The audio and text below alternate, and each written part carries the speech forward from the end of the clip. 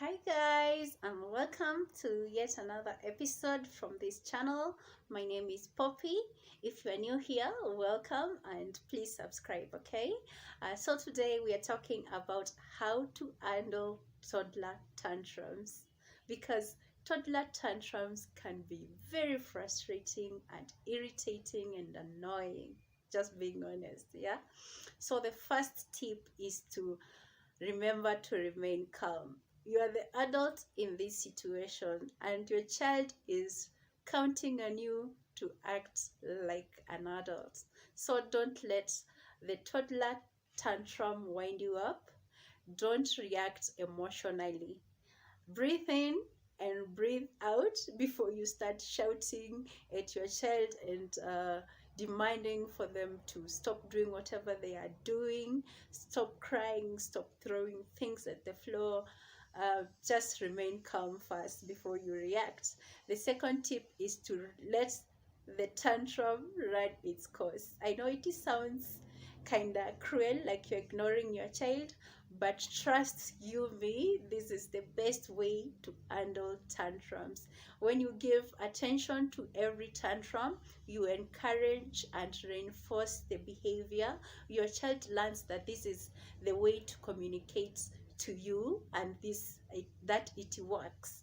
Whatever kind of attention you are giving them, if positive or negative, it feeds into that.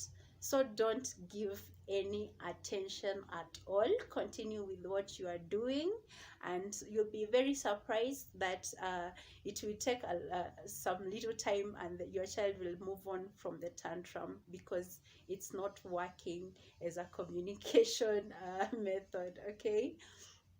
The third tip is to help your child express themselves instead of letting them cry themselves out. Yeah, sometimes you can tell if your child wants something and they are not able to express themselves, so you can ask them questions like, do you want that toy? Are you hungry? Are you tired? You're making suggestions so your child can learn the word for what they want, what they are feeling, and helping them express themselves. And you will have prevented a tantrum. Okay. The fourth tip, I think, is let your child have control over some decisions. Some things are not worth fighting about with your toddler, so you can just ask them like, do you want an apple or a banana? Do you want to go and play outside now or later? Kids also want to have some control, and when they feel like they have a part in making a decision, they take ownership of it, and voila, you'll have avoided tantrums. My fifth tip is to create a distraction. When your child is getting into a tantrum, you can tell that it's going to get really bad. Sometimes it's as simple as asking them a question to throw them off. So sometimes when my son is trying to get into that space of they are very angry and throwing a tantrum, I ask him a silly question like, look at this. What color is this? And trust you me, something as simple as that can really distract a toddler from their tantrum. And they whimper a little, and because they want also to engage with you, they answer your question. You can tell them, oh, go and put on your shoes, we go outside, or do you want a snack? You're not bribing them, you're just trying to distract your child. You can ask them, which story would you like for me to read for you at bedtime? You're just trying to create a distraction for your child, and because they are kids, they forget so easily. Okay, so you won't have to shout. Yeah. So my sixth tip is to help your child do something if they are getting frustrated. So sometimes a toddler gets into a tantrum because they are trying to do something and it's just not working out. They might be trying to put on their shoes, they might be trying to get their toy to do something, but the toy isn't able to do it. They might be trying to lift something that is too heavy for them, and that's what frustrating them. So as the adults in this situation, you can just gently help your child. If they are trying to do something themselves, I'm not saying you come in and do it all by yourself. You still want to foster independence in your child, so you are helping them through it. You are guiding them, like oh, pull the shoe, pull this side, pull this other side, and then voila, yeah, you did such a great job. Yeah, you show your child through what they are trying to do, and there you'll have avoided a tantrum. My 8th tip is, when you are in public, you can change the location where your child is having a tantrum. So if your child is having a tantrum in a public space such as a supermarket or the church, please don't deal with the tantrum right there. You look like a bad parent, bad guardian, and you'll be distracting a lot of people, and your child will also be getting frustrated. So remove them from the situation, take them outside, take them somewhere where there aren't a lot of people, and let them deal with the tantrum until it's over. Yeah, don't don't try to show people that you actually know how to parent when in public. It might backfire on you. I've warned you.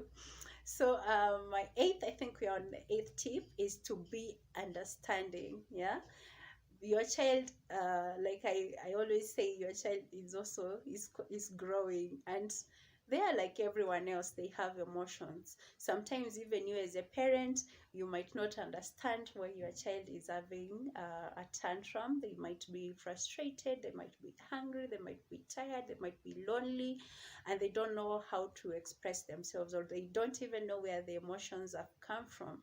So sometimes it's also best to remember that and give your child a hug, hold them until the tantrum has passed. Yeah, I'm not saying you do this every time. This is something you do when sometimes it's unclear what the tantrum is all about. You can feel your child is very emotional, but you don't know what's frustrating them, or you know what's frustrating them, but your intuition as a parent, you know that this is the best move for you. Yeah. And my 9th tip is to give your child a schedule. Children thrive when they know what comes every time. They know, in the morning I wake up, I have breakfast, I watch TV, I go out to play, then I have my snack, then I eat my lunch, then I have a nap, then I go outside and play again, then I have a bath, then I eat supper, then I sleep. Yeah, children want to have that kind of schedule. They want to have predictability in their life. Yeah, they want to know what comes after what, after what, after what, and this will avoid a lot of tension between you and the toddler. You won't have a lot of fights because you just have to remind them, after you watch TV, you're going to sleep, okay? And they will know that that's what comes next, and you won't have a fight. It works for me. And when you are doing something that's outside the schedule, like you're visiting someone, or for some reason you're not sticking to the schedules, inform your child. Tell them, today we are going to visit your friend, you are going to play with your friend, or today, instead of having tea, you are going to have sweet potatoes. You are preparing them emotionally to accept the changes in their normal schedule, okay? And number 10, which is quite important, is to not entertain aggressiveness. If your child is throwing things, if they are hitting, scratching, slapping, please take action immediately. Let them know that that's not acceptable behavior. This is the best time to use the timeout method, where you give them a timeout for every year, every a minute for every year of their age. If your child is 3, they go into timeout for 3 minutes. If they are 2, they go into timeout for 2 minutes. So and you also tell them to apologize to whoever they have hurt with their actions. Let them know that you are not going to accept aggressiveness, okay? And so parents, those are my tips for handling toddler tantrums. Okay, share with me which tip has worked for you, and if you have something that has worked for you as well, share with me. I know it will help me or some other parent out there, guys. So please subscribe, comment, hit the notification bell so you know every time that I have posted a video, and keep supporting this channel. Okay, thank you. Bye.